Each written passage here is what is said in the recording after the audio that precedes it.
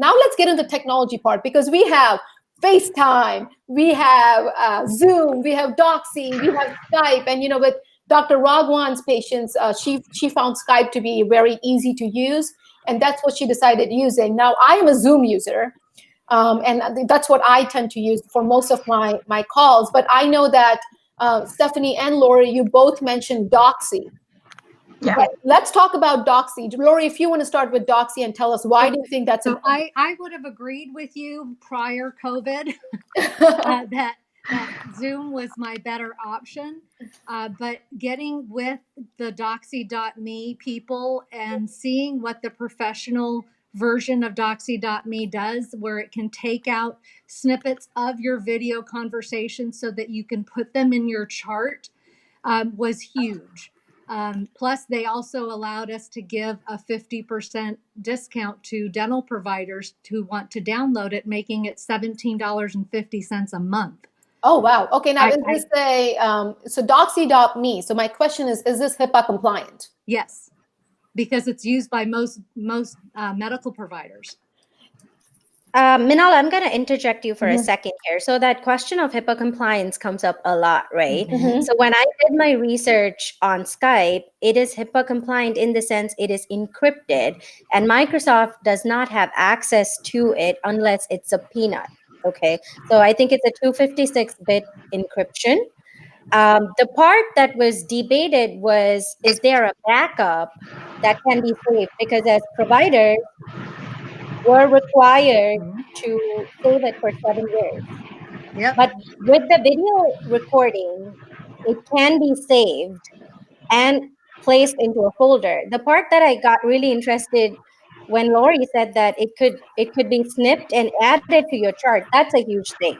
Well, especially because medical providers are already using this, right? Now, I do have a question coming in that we can answer here, because I do have here a doctor saying, before anything, email them a consent on permission to proceed with teledentistry process, which is a step that we do want to mention in this call, is you do want to have a consent form that they are going to sign on, right? And once they go ahead and sign on that consent form, that's something that you know that you're going to proceed with it. Now, do we know, or do we have consent form examples perhaps that we can share with the group? You do. Perfect. Thank you, Raghuvan. So Dr. Raghuvan, if you don't mind sharing that later in the group, absolutely. This way we will have that information ready for anybody who wants to take a look at what kind of consent form it is. Awesome. So I'm just going through the questions. And I'm hoping to incorporate more things and modify the consent as we go, because this is, again, it's such a grassroots stage right now. There's so much that we can learn and develop after this. So what I do is I first call my patients and speak to them, obviously, because when there's an emergency, I call them. Then I tell them what my protocol is. I pick their email that they want it to be sent to. I send them the consent at least an hour before the consult itself. And then how I receive my consent is by recording. So when I start recording, I first tell them that, hey, I'm recording. Can you please state your name and tell me that you consent to the recording, and also that you have received the consent form that I sent you, and that you consent to the teledentistry.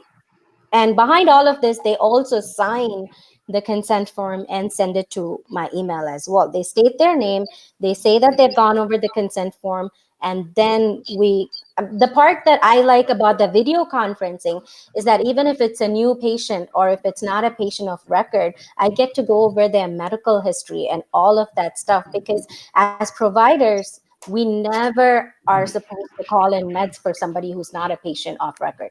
You know what I mean? Right. So see, again, it's so good to have a dentist on here, because she can talk about, from a dentist point of view, what is required.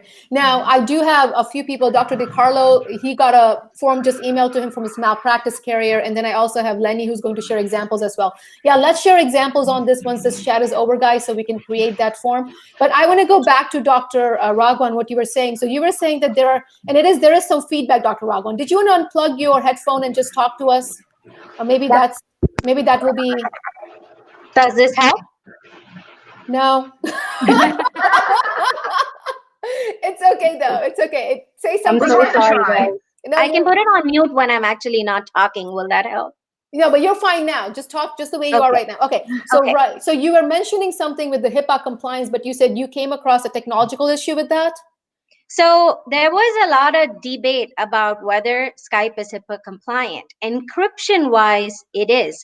The problem that we had if we were typing and sending messages is the fact that there was no backup or there was no means of retrieval. Like say we have with Open Dental and stuff like that. We have a cloud-based backup all the time that goes on with Dentrix and stuff like that. But when you're recording a video, both the person that's involved in the consult and you are mutually able to save the exact same video. So tomorrow, if there is an issue with presenting that in a court of law, no one can say that you tampered with it because they're going to have the exact same video that you had. And it's available for 30 days for both of us to save. So you're able to save it. The part that it's not as technologically advanced for the purpose of teledentistry, like Doxy, is that you can save, it's not connected with your dental software. You can save like snippets of it, but you can always put notes down like how you would in a face-to-face consult. The other part that I should mention here is I do not bill it out to the insurance. Oh, we're going to get into that. Trust Yeah. me. We have an expert on billing here with us, and we are definitely diving into how to build this out now. So going back to Doxy, Lori, if you wanna, Lori or or Stephanie. So I know Lori, you gave us a little bit of information that they're giving a 50% discount at Doxy.me. And FYI, I have nothing to do with Doxy. This is not a. I mean, it's not something that we really have anything to do. We are. Dr. Magnus is using Doxy because he is a practicing provider, and so he's using Doxy now because of the shutdown of his practice. And so if you email support@devdent.com, they'll give you that code for Doxy.me, and it is for the professional. They do have a free account that you can use, but you don't get support. You don't get your recording saved. You can't take snippets out. So yeah, there is a difference between what level of support and or saving your conversations that you want. I don't think that you need the massive level, which is the third level or tier of Doxy.me, because that's probably more for a medical provider that does this all the time. And the cost is quite significant. So again, what we would recommend is the professional part of Doxy.me in order to save your conversations, as well as be able to take out, if they're showing you an area in the oral cavity, you can take that piece out, put it in their chart to save it for your backup and documentation purposes. Absolutely. Well, thank you. And one more consideration that has to be given is the security of the link. So Doxy and Zoom are by no means the only softwares out there that are HIPAA compliant, but you need to make sure that your link is secure and not just anyone can join your consults with your patients. So that's why you want to make sure you're double checking the HIPAA security of the softwares. So the other thing Stephanie, you just froze for a second. Can you just repeat it? Sorry, I think the technology is getting overwhelmed with everybody being live right now. But no problem. Can you just repeat what you said as to why? Just repeat it for us, please.